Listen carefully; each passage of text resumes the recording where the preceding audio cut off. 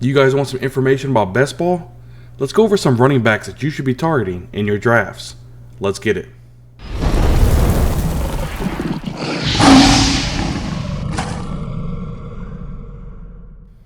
Alright guys, as we start this video, I'm not going to be talking about the guys that you know you're going to be getting in the first round.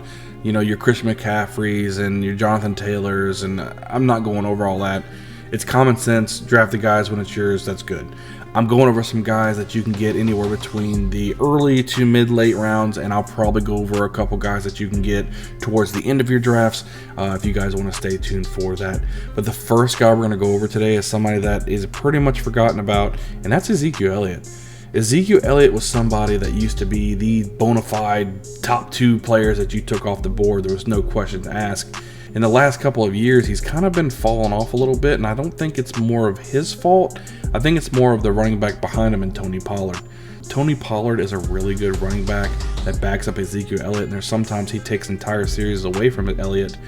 But this year, there's going to be something, I think, to it. I think it could be the last year Ezekiel Elliott is with the Cowboys, and I think he's the most healthiest he's been in a long time. He's somebody that's still going to produce solid fantasy numbers for you, and I'm willing to take the plunge on Ezekiel Elliott if you can get him at the right price. We're talking maybe 3rd, 4th round. If you can grab this guy, he could still be in for a nice offense for the Cowboys. Yes, they lost Amari Cooper, but I believe they're a dynamic team that you can play with. They play for the NFC least, right? So the division's something that you want to look at and say, hey, look, I kind of like them running the ball against this defenses. Ezekiel Elliott, he's still the guy there. You know, he's the number 1 running back, even though Tony Pollard is leaking into some of that carries for him. But Ezekiel Elliott, he can give you some solid numbers if you give him the chance, especially if you can get him as your RB2 or possibly even RB3 if you go running back early in the draft. That's somebody that can really bode you well if you want to stack up 3 running backs in a row, especially in best ball leagues with all the injuries, because there's no free agency. If your running backs get hurt, you're kind of SOL. This way, if you go running back, grab Ezekiel Elliott as your 3rd running back, at least worst case scenario, you can run into your flex. But I think it's worth to take a stab on Ezekiel Elliott. I think Dak Prescott's coming back nice and healthy. CeeDee Lamb on the outside. They've got an offense. They play in a bad defense. And Ezekiel Elliott has the pedigree to be solid. So pick up Ezekiel Elliott, and I think you'll be glad that you did by the end of the season. Now, the second guy we're going to go over is a rookie. It's going to be Breece Hall. And I think his ADP hasn't rose very much because I think people are looking at Michael Carter, who's the running back there last time, and they're saying, how are they going to put this rookie over Michael Carter when Michael Carter actually did really well? Well, Breece Hall was one of the best prospects running back-wise, even better than Saquon Barkley. I mean, this guy has metrics that shoot through the roof.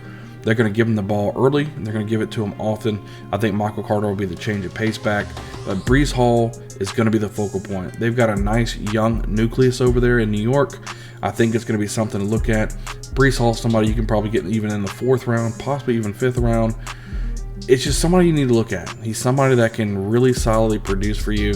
And again, I say it once now, and I'll say it again 1,000 times. Running back is something you have to get right in best ball. If you get some injuries on the running back side, your whole best ball league, it's pretty much done for, right? You got to have depth. You got to have pieces that you think can stay healthy. I think Breece Hall is going to be a good option.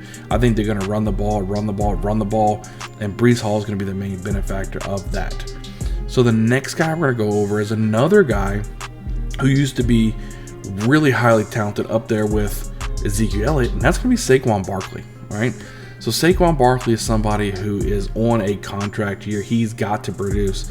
If he doesn't produce, he's probably going to get the Todd Gurley treatment where no one thinks he could stay healthy. Nobody's going to sign him, and his NFL career could be over.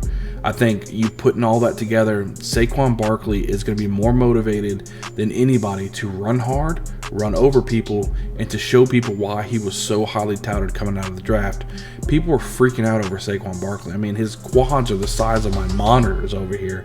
I mean, it's one of those things that when you look at Saquon Barkley and then you look at his production, it's like these things shouldn't go together. But draft Saquon Barkley. I'm telling you, maybe he plays for the Giants. Not a very good team, but then again, he plays for the NFC least. Very bad division. I think he's going to get plenty of opportunity. There's not much running backs behind him. I mean, Matt Breida, hello, who? So it's just They're going to give him every opportunity to succeed. They need to see if it's worth extending Saquon Barkley or to be able to move on. Daniel Jones, it's going to be his last season or last hurrah, I think, as the quarterback for the Giants as well. They're loaded at wide receiver. Sterling Shepard and Kenny Golladay and Kadarius Toney, all these guys, they're there. They just have to put the pieces together. And if Saquon Barkley can stay healthy, and at the ADP that you can get him right now, Saquon Barkley could be a top 2-3 fantasy producer for your team. He's done it before just a few years ago. So take a stab on Saquon Barkley. I think this is the year to do it. I think he stays healthy, and I think you're going to be happy that you did. So now let's go to running backs that you can kind of get towards the later bit of your draft. The first guy I'm going to bring up is Kareem Hunt.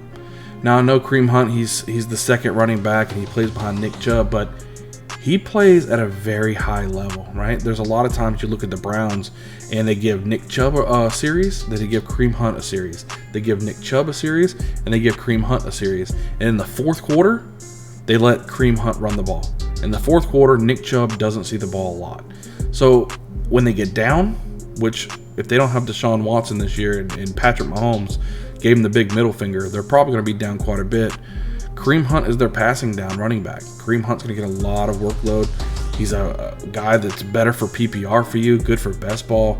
When he has those boom weeks, you'll be right slotted in there. Look, it's going to plug it right in there for you. I think Kareem Hunt is a really good running back to get, definitely, if you're playing the best ball. And even in season-long leagues, I mean, Kareem Hunt is somebody that you can really depend on. He can get you consistent numbers week in and week out, even as the RB2 for his own team. So that's somebody you might want to keep on your radar. Now, somebody that you guys need to start thinking about, which he didn't play last year because he got hurt, and that's Travis Etienne. Urban Meyer is not there anymore. Travis Etienne got injured. He wasn't able to play last season, but think about it. Let's put all the pieces together, right? Travis Etienne was the running back for Trevor Lawrence in college, right? So they've already got that kind of buddy-buddy situation going on. James Robinson, I don't think he's going to be ready to start the season. It's going to be the Travis Etienne show.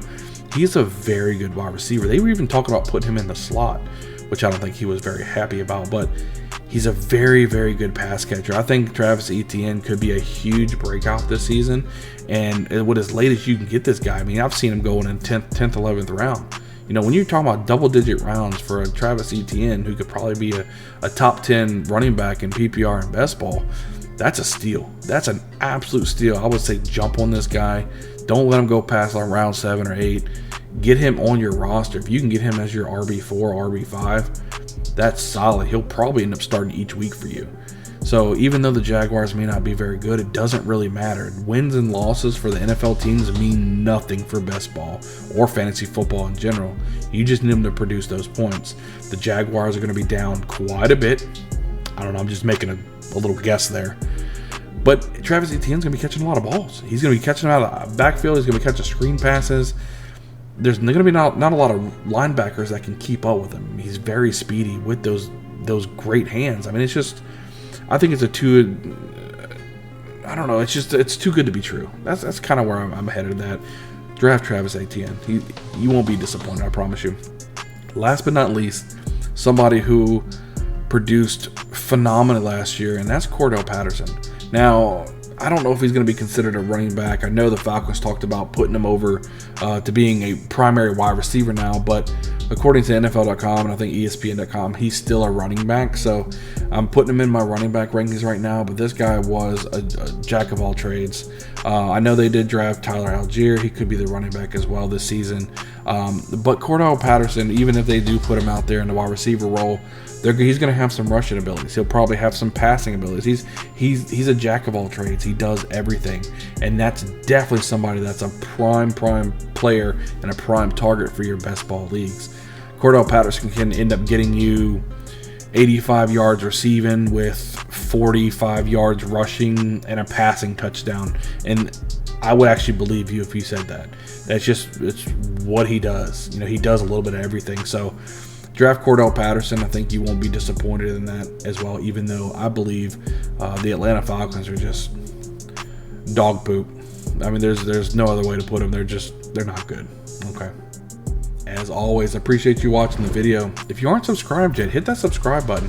It really helps me out. We're putting out all types of content to help better prepare you for your fantasy drafts and your fantasy season. I can't wait to see you guys on the next video. We'll see you guys next time.